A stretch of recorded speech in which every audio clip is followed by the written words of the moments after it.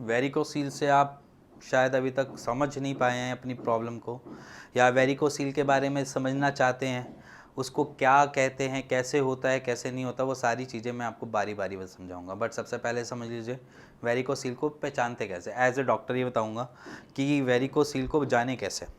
तो सिंपल सी बात है, वेरिकोसील कोई बहुत मेजर दिक्कत नहीं होती, बट हम उसको कॉम्प्लिकेटेड बना देते हैं। आई मीन टू से अगर वो इतनी कॉम्प्लिकेटेड है नहीं, बट हम उसको बना देते हैं क्योंकि हम इतनी उधर से ऐसे, उधर से इधर, जगह से उधर जगह से इतना सुन लेते हैं, जिसे मैं बोलूँ कि गूगल से भी पूछ लेते हैं इवन, कि ये करता क्या है हमारे साथ। उस पर लिखा होता है एट्रोफी हो सकती है, टेस्टिकल डिस्फंक्शंस हो सकते हैं, टेस्टिकल्स आपके छोटे हो जाएंगे, श्रिंक हो जाएंगे, उसके बाद आपकी फर्टाइल ख़त्म हो जाएगी, आपके स्पर्म काउंट बनेंगे नहीं। हाँ, ये सारी चीज़ें होती हैं, बट हर पेशेंट को नहीं होती। ये सबसे पहले जानने की ज़रूरी आपके माइंड में आनी चाहिए कि हर पेशेंट को नहीं होती है।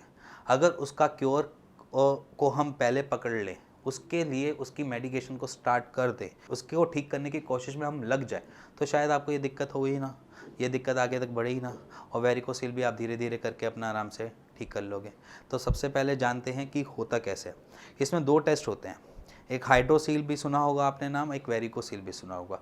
हाइड्रोसील में हमेशा क्या करते हैं, इस तरीके से नॉक करते हैं अपने स्क्रोटम को। अगर आप खुद ही जानना चाहते हैं, वैसे तो देखो मैं आपको सजेस्ट नहीं करूंगा कि खुद करो, बट फिर भी अगर आप करना चाहते हो कि आपको बीमारी क्या है, तो समझ लीजिए कि हाइड्रोसील को चेक करना है, तो उसको पहले अपने स्क्रोटम को इस तरीके से हमने क्या करना है, टच करना है, मारना नहीं है, टच करना है। अगर उसमें लिक्विडी फॉर्म डेवलप हो रही है या कुछ ऐसा लग रहा है कि लिक्विड लिक्विड सा बन रहा है, तो वो हाइड्रोसील है।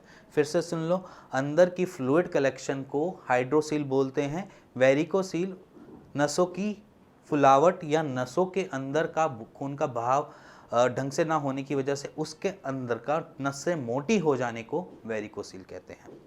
हाइड्रोसील किसे कहते हैं, हाइड्रोसील कहते हैं अंदर फ्लूइड कलेक्शन को। फ्लूइड कलेक्शन किसी भी चीज़ का हो सकता है, ठीक है, इन्फेक्शन से भी हो सकता है और अदर रीजंस होते हैं। तो उसको कैसे चेक करना है, इस तरीके से। अगर लिक्विड फॉर्म सी साउंड आ रही है या लिक्विड की तरह लग रहा है, तो समझ लेना वो हाइड्रोसील है। और उसकी एक और पहचान होती है, जब हाइड्रोसील डेवलप हो रहा होता है तो आपका स्क्रोटम थोड़ा लाल रंग का दिख रहा होता है। क्या कर दिख रहा होता है, रेडिश कलर का। जैसे स्क्रोटम का जो कलर है बाहर से इन्फ्लेमेशन वाला दिखता है, लाल रंग का, जैसे कहीं जगह सूज जाती है तो वो लाल सी उभर जाती है ना, वैसे अगर स्क्रोटम दिख रहा है तो वो हाइड्रोसील है।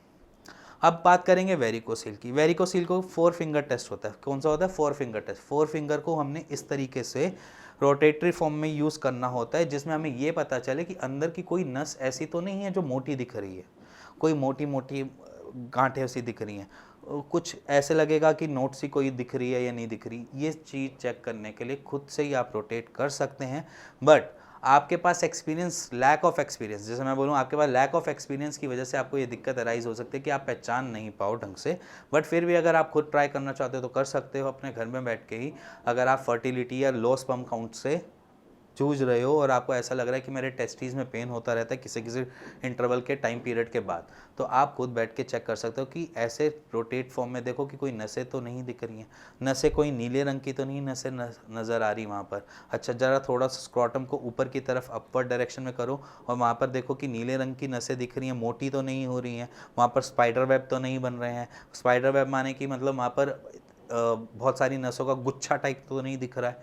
ये सारी चीज़ें देखने के बाद अगर कुछ नहीं दिख रहा, तो भी अगर आपको टेस्टिकल्स में पेन है तो एक स्कैन आप करवा सकते हैं, जिसको हम बोल देते हैं USG स्क्रोटम सोनोग्राफी।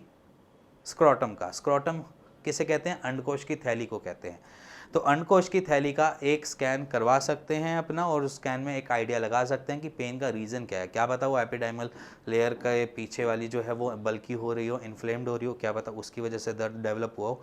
हर दर्द का वेरिकोसील से लेना देना नहीं होता, बट यहाँ पर हम क्या करते हैं, सोच लेते हैं कि हाँ ये वेरिकोसील ही है। बट सबसे बढ़िया चीज़ जो है आपको जो बता देगी कि आप को प्रॉब्लम क्या है स्क्रोटम में, वो है सिर्फ और सिर्फ एक स्कैन।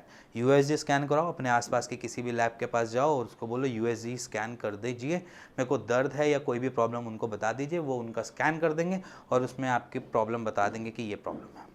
और एक और मेथड होता है कि जिसमें आप खुद पता कर सकते हो, जब आपके टेस्टिकल्स का जो हैंगिंग है वो बढ़ जाए, लेफ़्ट टेस्टिस बहुत ज़्यादा नीचे हो जाए, राइट टेस्टिस ऊपर रह जाए, या राइट टेस्टिस काफ़ी नीचे हो जाए, लेफ़्ट टेस्टिस ऊपर रह रही है, तो वहाँ पर भी एक डाउट डेवलप होता है, जहाँ पर हम ये समझ सकते हैं कि वेरिकोसिल में भी शायद हो गया है या हो रहा है या बन रहा है।